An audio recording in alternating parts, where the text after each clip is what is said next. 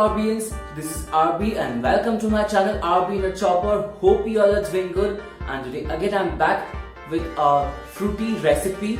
Today the recipe that I'm going to show has a touch of a mocktail and a fruit shake, and it's super tasty.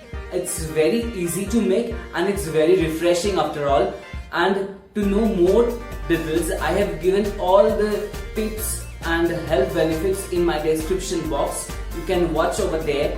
So let's go to the recipe now. Before that, please give a like to this video and watch till the end. And if you're new to this channel, then please subscribe my channel and hit that notification bell. So let's go to the recipe now.